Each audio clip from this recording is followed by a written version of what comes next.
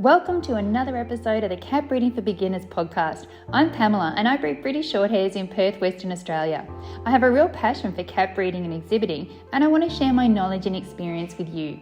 I'm on a mission to help new cat breeders go from feeling intimidated, confused and having trouble getting started to confidently breeding happy and healthy cats whilst enjoying this amazing hobby. Before we get started, make sure you visit my website and download your copy of my helpful guide, Advice to New Breeders, where experienced breeders share some great tips they wish someone told them when they started breeding. You can find the link on my homepage at www.catbreedingforbeginners.com. Just look for the picture of Angelica with her kittens.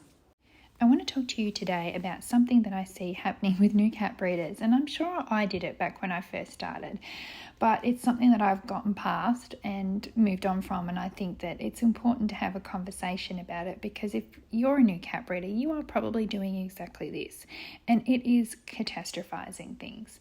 And what I mean by that is that, when things are happening and situations are happening, you always think of the worst case scenario and you're always thinking, what could go wrong? This is the worst thing in the world. The world's ending because of this problem that I'm going through. And I was recently talking to a new breeder in my new cat breeders club, and she'd messaged me about an issue that she was having with one of her cats and what she could do about it, and was getting very stressed about it. It was really worrying her, and she had a problem with kittens in the previous year, and so this was stressing her out even more. And so I told her, oh no, it's okay, you just do this, you do that, and you do this. And then you can do this, and that will help you with that. And she came back and said to me, wow, you are so calm about this. And I thought about that, and I thought, yeah, I am now. And I told her, I said, no, I'm not calm. I'm actually, it's experience. It all comes down to experience, because back when I first started breeding, trust me, I wasn't calm. And so the thing about it is you will go on to become a little bit more like me, where things become, instead of being the end of the world, they just become a bump in the road. They're still the same thing. It's still the same situation. It's just your perspective of it based on the experience that you have. So I thought what would be a good thing to talk about would be probably my worst actual catastrophe, because that's about as bad as it can get. There's been a few over the years, but this is probably the most recent one. And what happened was I had 5 girls all pregnant at the same time and all had their kittens around the same time. So they were all, I thought it would be nice to have them all in together and they could all be company for each other, which worked well. It was working really well. And then one of my friends who I help out with matings and things, she had a problem with one of her cats. It wasn't feeding the kittens that were born, and she'd already lost one and was really scared about losing the others. And she had to, she was about to start a week of shifts and she couldn't actually feed the kittens herself. So that was a big deal. So she said, do you have any girls that could feed the kittens for me? And I was like, yep, 100%. Bring them over. All good. And we split the kittens into 2 and put some with one girl and some with another girl. And one girl, because just based on what kittens that they had. Everything was fine. Everything was perfect. Going along nicely. And then one of the other litters came down with cat flu, feline herpes virus. And it snowballed. I tried to contain it. I moved them into another area. I kept everything separate, but they just, one by one, each litter got it. And of course that meant not only did my cats get it and my kittens get it. My cats were fine, just the kittens. So my kittens, I had kittens that had full thickness eye ulcers.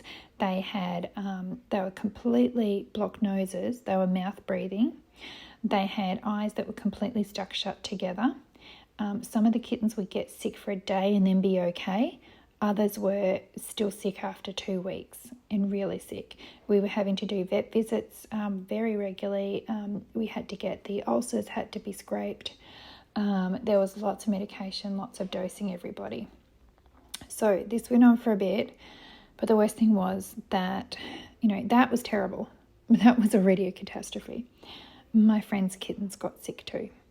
So she brought these little beautiful babies over to me and my girls to try and save them, and all we did was make them sick.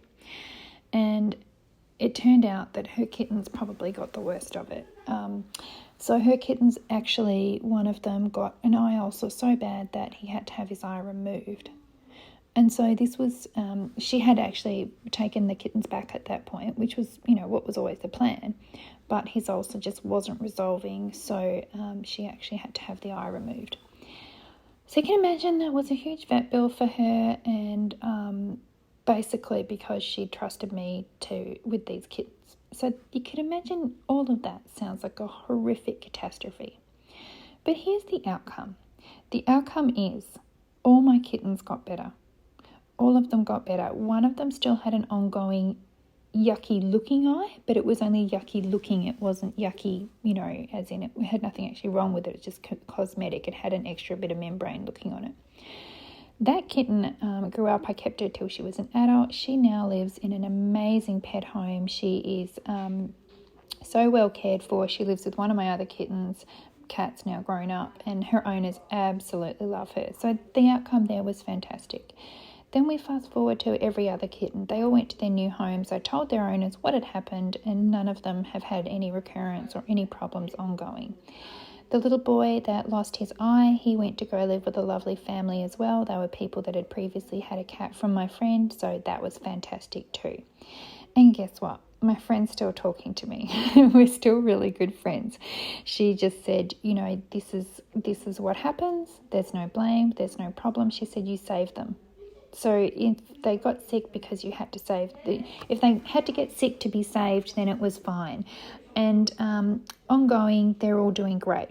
So the end of the end result of it was not a catastrophe. Going through it was horrific. But I want you to know that the thing about cat breeding is these things will happen, especially with things like viral things like herpes virus and calicivirus and things like that. We do get really upset about stuff like that, but they're just viruses. Viruses are something that you catch. We don't shame people for when their kids catch a virus at daycare or when people get coronavirus, but we get really upset and uptight about our cats getting it. The thing to do is to just work through it. Just work through it and you'll get to the other side, and I promise you everything will be fine. So yes, I am quite calm about stuff like that now. I wasn't calm about it before, but if you're a new cat breeder, I promise you, you'll be calm about it in the future as well. Okay, bye for now. Thanks for listening. Make sure you visit www.catbreedingforbeginners.com where you can find articles, guides, courses and more. Plus, make sure you check out my amazing New Cat Breeders Club. It's a supportive space where new cat breeders can learn, share and help each other. I only take new members a few times a year, so sign up to make sure you don't miss out.